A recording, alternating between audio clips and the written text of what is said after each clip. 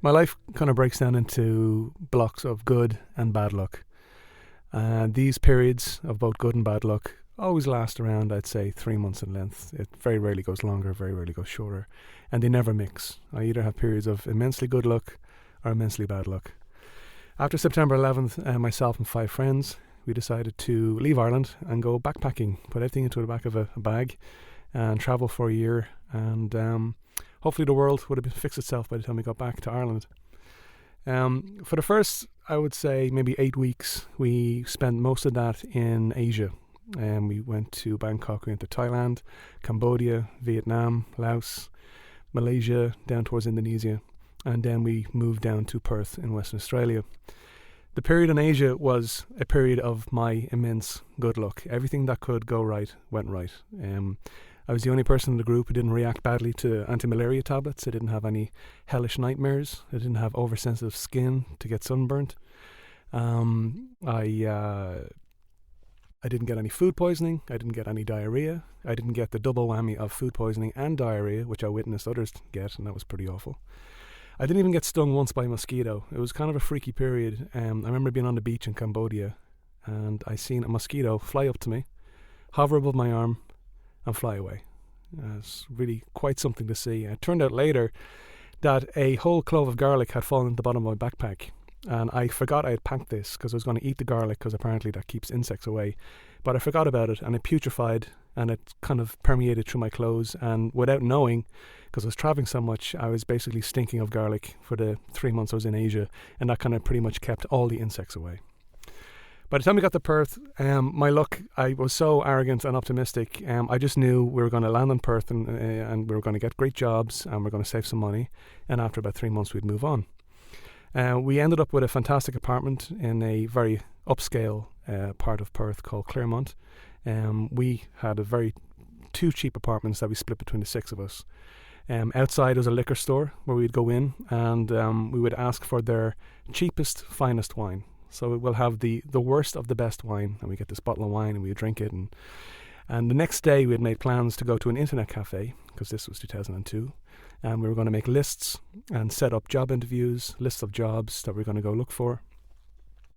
And that's exactly what we done. And me and my friend Stephen stuck together. The rest of the group, they kind of found jobs very quickly. They ended up working in schools, high schools, doctor's office, university, insurance companies and stuff. I had an engineering degree, so it was a little harder to I didn't really have much office experience. But I was going through this period of good luck, and I knew it was going to be fine. The only thing I needed was a suit. I needed to get a good suit and a nice pair of shoes, because I'd been only wearing sandals during the 3 months in Asia. And you can't really go to job interviews wearing sandals, because it's not going to get you a job. I got the suit, the shirt, the tie, all that kind of stuff. I got the slacks, but I could not find a decent pair of shoes that were affordable in a range which I had now called the worst of the best economic range. I'll have your worst best shoes, please. On the way back from the city with my list of possible job prospects, me and my friend Stephen were passing through the main town of the centre of the town in Claremont, and we seen an old thrift store that kind of stuck out like a sore thumb because it was very run down and not a lot of people. It was a very posh town, not many people. They would donate to the store, but they wouldn't necessarily be caught dead in it, buying any of the product. So I went in and I very quickly seen a pair of black shoes that just leaped out at me, and they just kind of, they kind of shone out of the darkness, this jet black, beautiful pair. And I said to Stephen, those are the shoes I'm going to buy. And he goes, you don't even know if they're your size. I'm like, after 3 months of the luck I've had, they're going to be my shoes and they're going to fit perfectly. I put them on, and it was like putting my feet into a tub of warm cream cheese. It's just beautiful. Just felt amazing. The leather was supple.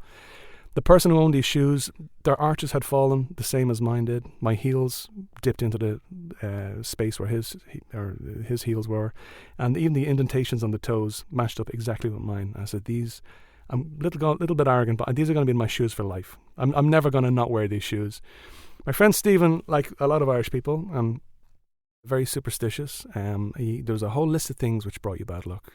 Putting an umbrella up indoors, putting shoes on a table, finding a comb with a tooth missing, spilling salt, seeing one magpie. But apparently wearing another person's shoes was the height of bad luck. And he goes, do not wear those shoes. Don't, just buy a brand new pair of shoes, a brand new cheap pair of shoes. I'm like, absolutely no way. And his theory was that in a thrift store, people gain, lose weight, fashions change, But no one ever donates shoes, good, comfortable shoes, except the dead by the living. I mean, he's like, these are dead man's shoes. No person in the right mind would donate a good, comfortable pair of shoes. And he said they were probably taken off his feet by his widow and donated, and they're probably still warm. And he was just adamant, do not wear these shoes. And I was like, no, I'm going to have these shoes. I paid for them, and actually, out of kind of just to piss him off, I wore them all the way home and all the way back to the apartment. He was like, it's the worst thing you will ever have done. These are dead man shoes. And like wearing them, walking around the town where this guy passed away was probably worse than banging his wife or digging up his corpse and reburying him in his favourite football team's rivals' colours or something like that. It was just the thing you do not do. Little did I know my friend Stephen was right. From the minute I put those shoes on, I flipped into a period of immense bad luck, and everything that went wrong went wrong. I went back to the liquor store, we bought some wine, went to the apartment, I drank the wine, I slept through the next morning's interview. I set up another interview, got the wrong bus. The next interview on the list, I got the wrong train. One time I was actually on the bus and I ran out of gas, which I've never heard happen before. And I started moving down the list, and even when I was going to these jobs that I had managed to get to on time and had, it was saying all the right things, at the very end I'd always say something that would make me lose the job. Like there was one company I was going to be working with them promoting, it was animal rights activists, and they were like promoting information about factory farming and the cruelty, and I pretty much had this job in the bag, except for when I was leaving they asked me what I was doing later, and I think I mentioned I was going to a steakhouse or something, and I forgot that I had told them I was a vegetarian. It wasn't a requisite for the job, but they never called me back. Pretty soon after that, I again wasn't able to get any work, and my friends decided to do a parachute jump, all of us together. I wore my shoes to the parachute jump because all I had was sandals, and you can't really jump out of a plane at 10,000 feet wearing just sandals, so I wore my shoes. Everyone else got a really cool instructor. Mine was, I'm 6'1", he was probably about close to 7 feet. Very not a very nice person. The type of guy, I could probably guess his political leanings and his opinions on immigrants and stuff like that. He was a bit of a meathead. He did not like me whatsoever. Everyone else on the plane got like a timing to jump at the plane. I didn't. He just pretty much just pushed me out, and we fell down, and everyone landed perfectly. I went off course. We had to miss a fence, and I ended up in a kind of waterlogged field and covered in cow shit. Wore my shoes that day. That was another thing that happened. I eventually got a job at a Sicilian restaurant in a place called Subiaco. And I was scrubbing pots and pans, and pretty soon I was there. I nearly sliced off the top of my finger. They gave me one opportunity to do food prep. I was chopping tomatoes. I sliced right through my finger, nearly lost it. To this day, I can't really feel the end of it. Another day, something fell off a shelf. I think it was a pot. It landed on my little toe and broke it. I don't know if you've ever broken a little toe, but it is immensely painful, and it hurts no matter what you do, even if you breathe. Eventually, I lost my job. I got sacked because I couldn't kill this giant cockroach that had stuck onto the wall. It's probably about the size of an old 1980s television remote controller. I had emptied 2 spray cans on it. I was terrified. I don't know why they got the Irish guy, who had never even seen a cockroach at this point in his life, had to deal with this thing. So I just left, and they never called me back for more work. So I just presumed I was sacked, and that was it. Went down the list again. Eventually, I ended up signing up to a job agency for temp work that was run by a woman called Catherine Wanscock, a very unfortunately named woman. And I would be sent out to these menial kind of jobs, and I was sent here by Catherine Wanscock, and of course they'd be like, of course she does, big laugh, and that didn't make things any better. Eventually I got a job serving food at the Subiaco Oval in the VIP lounge. I don't know anything about football. The Subiaco Oval is kind of like the Yankee Stadium of Western Australia. And I was serving food to kind of B-list celebrities, some sports stars. I think the Territories Premier was there at one stage. I always managed to trip over, spill a drink. I had no waiter experience whatsoever. I actually handed somebody a dinner plate with my thumb firmly pressed in the mashed potatoes. I got demoted, and I was sent out to the front, where all the usual kind of, regular folk had to watch the match. And I had a big box that was strapped to the front of me, an ice bucket, and I would sell beers to people. And it was very stressful, and I accidentally sold beer to underage girls. And the police was called, and not only did I lose my job, I got signed off the register of Catherine Wanscock Job Agency. I was really at the lowest of the low. Had not tied into this with the bad luck of the shoes, but I'm sure it was starting to become somewhat apparent at this point. The very last job on my list was the job I just did not want to do. It was the one job that was the worst of the worst. If the worst case scenario, I will do this, and it was telesales, and it was for a pest control company. And what I had learned in living in Australia was that every living creature in Australia that isn't human, its sole purpose is to hurt or kill humans. And that even goes for the vegetation as well. There's always some spider or some worm you have to keep an eye out for. So the pest control companies were prevalent. They were everywhere. They were very dodgy. And I called up this company, and this woman answered, and I spoke to her for like just a few seconds. And she's like, "You're hired. Come in tomorrow." I was like, "Okay." So following day, put on my little suit and my shoes and went to the local police station, because that's where I used to go to get maps to go. It was before I didn't have the Google Maps or the smartphone. I'd get a paper map from the local police station, and I'd ask them, "Can you tell me where this place is?" And it was like an hour and a half south of Perth. It was out in the desert. Had to get a train and a bus. And I remember the bus just dropped me off at this T section, and this highway just disappeared into this orange kind of dusty mist that was the desert.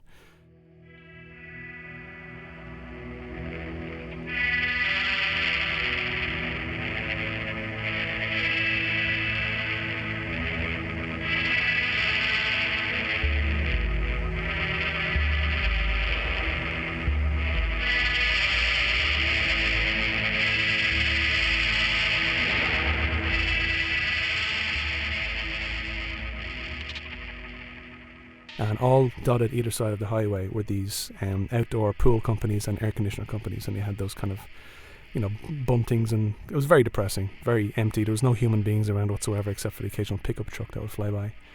So I walked down this hill, and I seen the address, and it was just a ranch house. There was no sign outside. There was no nothing.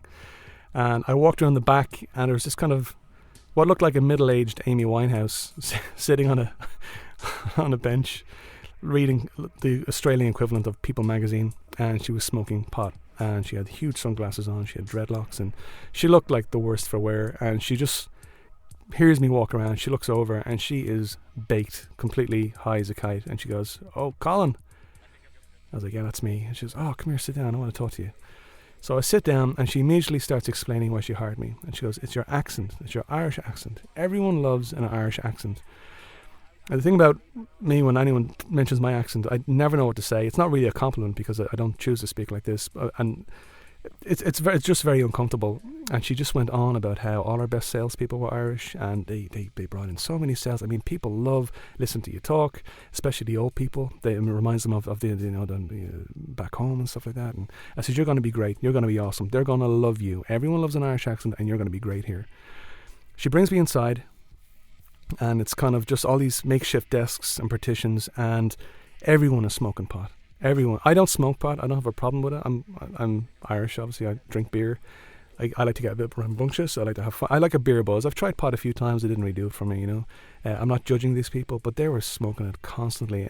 They were in the smoke room with the door open, or else they were outside, and it was wafting back in through the mosquito net on the door. And there are always these kind of multiple levels of smoke hanging in the air. And so they sent me down the desk, and I had call sheets, a pen, and a phone.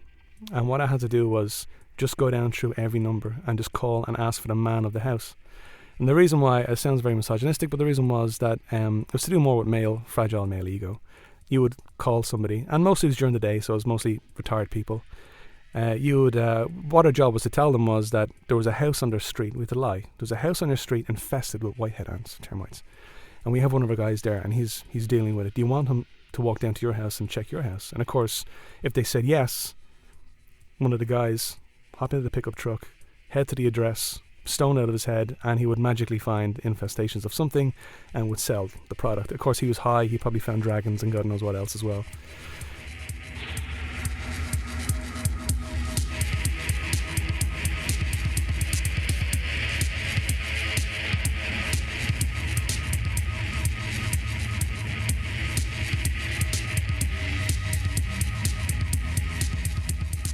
So, but the reason why you had to ask for the guy of the house was that it was kind of old school, that if the woman agreed to this and the man found out about it, it kind of affected his male ego. He was the man of the house, so he would sometimes cancel the appointment, So you had to always ask, "Can I speak to Mr. So-and-so?" It was old-fashioned, but, whatever. But anyway, I got these call sheets one day, and I started going down through them, and I called this house, and this woman answered, this old woman, probably like in her 70s or so. And I said, can I speak to Mr. Baker, please? And she goes, oh, he's not here, and just please don't call again. I'd appreciate it. And she was very polite and nice and kind of a little firm, and just like, just don't, I know what you're soliciting for more extra work, and please don't call here again. That's it. So I was like, I apologize, and I hung up, and that was it.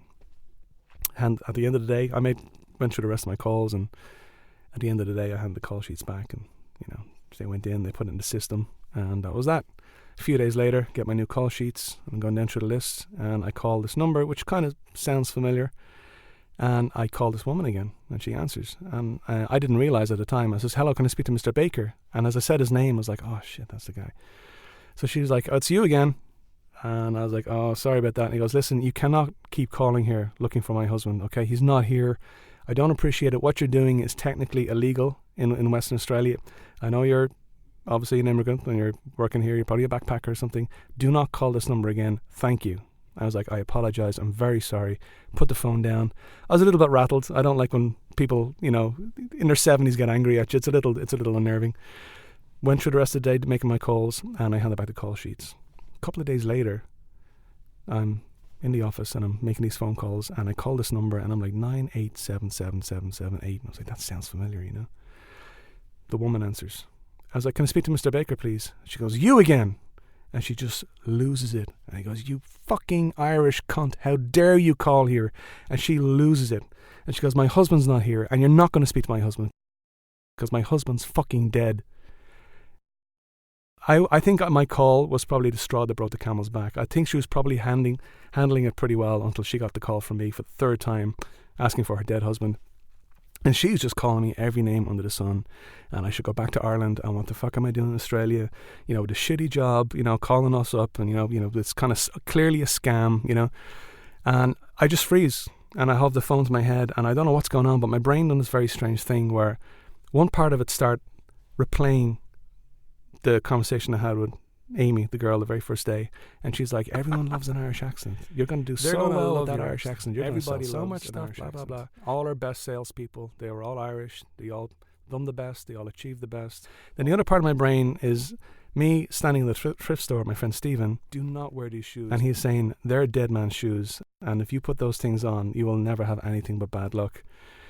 And I'm listening to her call me every name under the sun, and for some reason, all that mixes in with the pot smoke. And I suddenly think, holy shit, I'm wearing her dead husband's shoes. So she's screaming at me, and I just slam the phone down. And I get my left arm, and I put it to the right of the desk, and I just push all the stuff off the desk into this metal trash can. I look under the desk, and I've already kicked my shoes off. My head's kind of spinning, and my ear is just, I have that kind of, screeching sound, like someone's been, and they have been screaming in my ear for like 2 minutes at this point. And I pick up my shoes and I have them in my hands, and I just walk out of the office, out of the ranch house in my bare feet. And Amy's outside, and she's smoking, she's reading the magazine, and she looks up at me and she goes, why are you wearing your shoes on your hands? And I've actually got my hands in my shoes as I'm walking out, and I have just my socks on, And I said, I quit. And she looks at me and she goes, all right. And she goes back to reading the magazine. I was like, okay, that's how you guys work. You just get us in, you get us backpackers in, and you turn us over. And I was walking down the road for about 5 minutes back to the bus stop, and when the clear air kind of got to me, and I realised I was still walking in my socks, and I had the shoes in my hands, and I put the shoes on, I get to the bus stop, and I get the bus at the train station, I get the train back to Claremont, and I'm walking back, and I stop off the liquor store, and I'm outside, and at this point I wasn't making much money, and all my savings were kind of gone, and I hid behind a bush, and I counted out my money, and I had almost none. So instead of going in and ordering the worst of the best, I went in and I asked for the best of the worst wine you had, please. And they just pointed to a pallet of boxed wine that was going for like $3 for 2 litres. And it was called like Chateau de Eiffel Tower or some awful goddamn name. And I bought 2 boxes, and I just went home to the apartment and I sat in silence.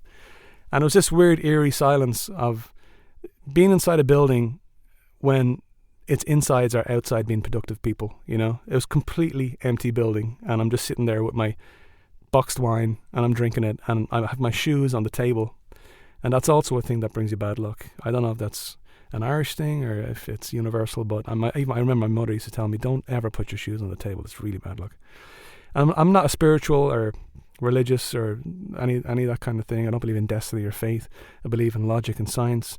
But I'm looking at those shoes. I'm like, those fucking shoes have to go. They have to go.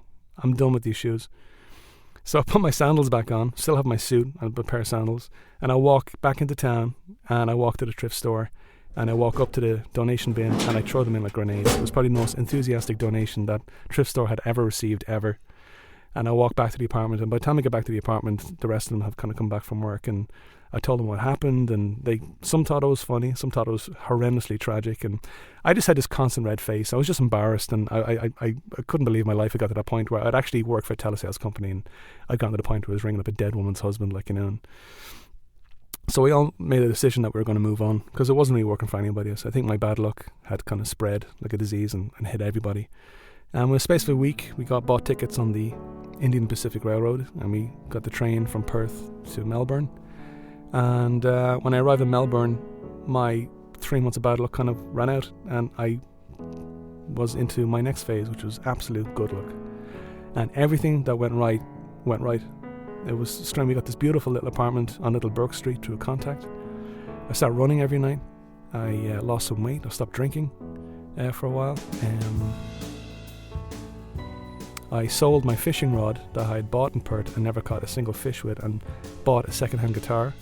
I started performing regularly every week at a local bar. I started opening for bigger acts. I started doing shows around Melbourne.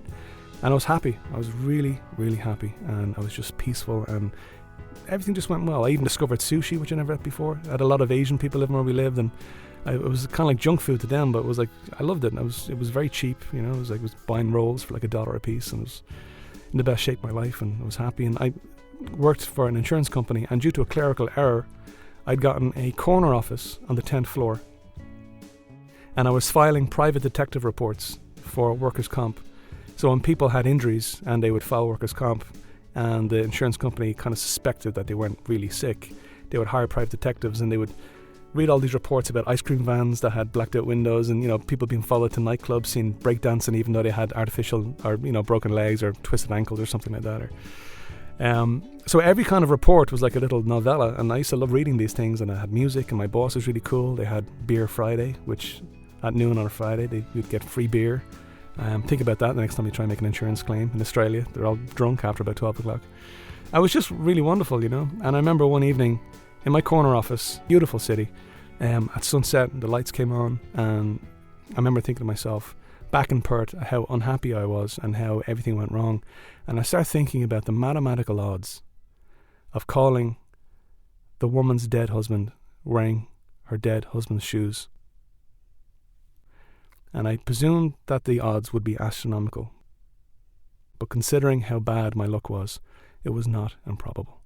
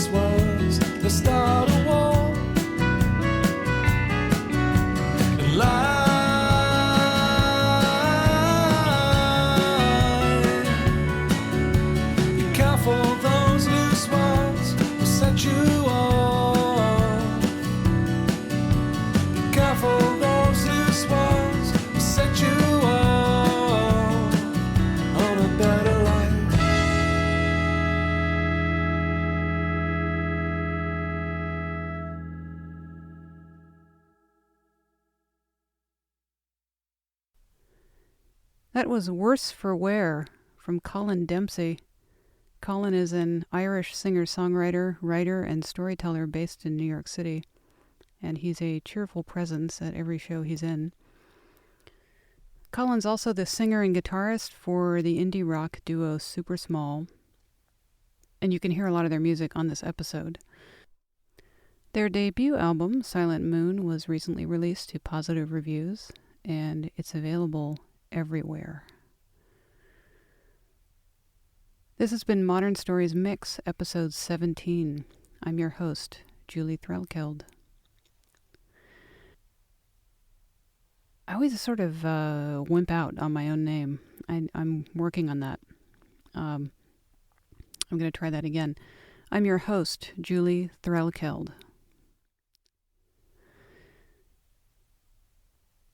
It's June already, unbelievably. I have one major set of shows to point you to this month, and that is the upcoming Dead Parents Club Solo Show Festival at Standard Toycraft in Williamsburg, presented by the Tank Theater.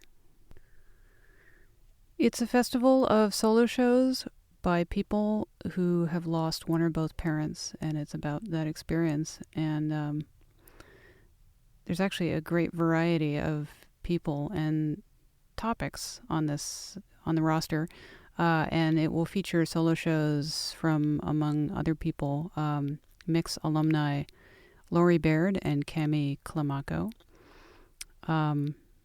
And you'll also see shows from some other upcoming Modern Stories Mix storytellers, but I'm going to let you guess who they might be. In the meantime, I should say, if you want more information about that, go to the Tank. Let me look it up. I'm going to look it up while I'm recording. It's thetanknyc.org. And there's also a Facebook page. So let's see. I wanted to thank most recent Modern Stories calendar donors. As a reminder, I have an extensive calendar of storytelling-related events in New York City. And I have gotten support, a ton of support. I apologize if I've left anyone out. I don't think I will, but I've gotten donations from Susan Kent, producer of the Dead Parents Club, Jamie Brickhouse, Lori Baird, Greg DeLucia, and Robin Beatty. All, well, I don't know all of them, but I know all their names, and you might know some of them or know their names. I knew I'd mess this up somehow, but let's move on. As a reminder, if you have events to list them. It's easy. Go to the calendar and look for the menu item, submit, or something like that. Let me go back to the internet and look and see what the hell this link is called. Yeah, it's modernstories.com. Go to the calendar, go to submit an event. And as a reminder, if you donate $20, I will highlight your events for an entire year. And I've recently improved the calendar so that featured events, otherwise known as highlighted events, stick out like sore thumbs on modernstories.com and also in its RSS feed. How about that? I'll be performing next month at the New York Story Exchange, hosted by Michelle Carlo at the Cornelia Street Cafe on Tuesday, June 14th. It's early in the evening. Come after work. I think it's at 6. This has been a long one, so I'm going to wrap it up and just say thank you for listening. Let people on iTunes know that you like the show if you like it, and I'll see you next time.